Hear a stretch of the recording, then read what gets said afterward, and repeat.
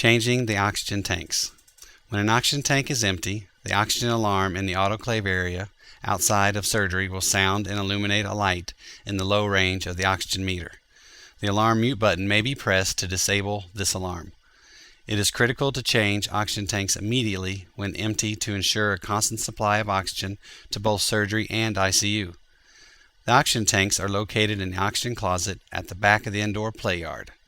Oxygen gas can be flammable, so in no circumstance should fire or cigarettes be near this area. Before entering, open the door wide so that any gas that may be present can dissipate. There should always be 2 green oxygen tanks connected to the oxygen regulator. One is turned on and the label reads "in use," and the other tank is turned off and the label reads "full."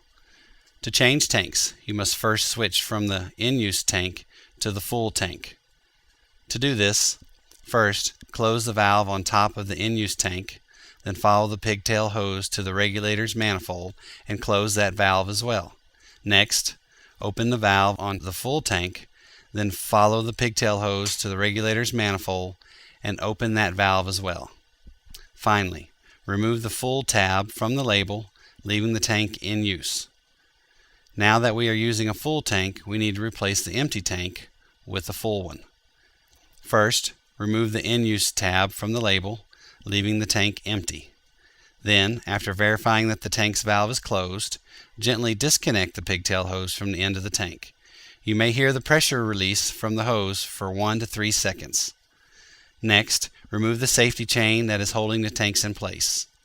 Then, place hands on each shoulder of the empty tank and gently walk the tank by rotating the tank back and forth while tilting side to side. Place the tank neatly in beside the other empty tanks. You will need to locate and install a full tank with a label that reads "full." First, unscrew the top cap on the tank and set aside. Then, walk the full tank back into the same position where the empty tank was originally located. Reconnect the pigtail hose to the tank and hand tighten with reasonable force. It is not necessary to tighten further with a wrench. Do not open any valves on the tank or the manifold. Finally, replace the safety chain to secure the tanks in place. The oxygen regulator has 2 gauges to assist you in managing the oxygen supply.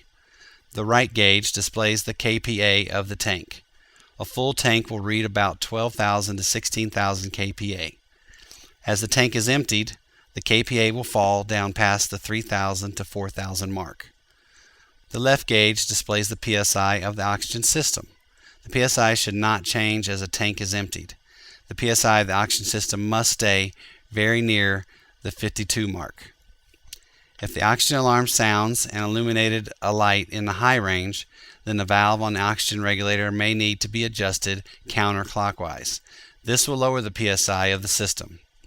If the PSI falls too low, then a clockwise adjustment may be necessary. In most cases, this valve should not be touched, as the proper PSI has been set and should not need to be changed. If you feel this is the case, please ask for help. Only a manager, supervisor, or surgery nurse should adjust the oxygen regulator. As a safety precaution, there is a shutoff valve in the hallway near the laundry room.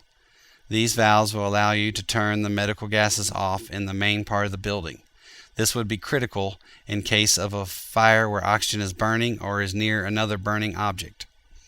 After you have successfully changed the oxygen tanks, you need to count the remaining full tanks.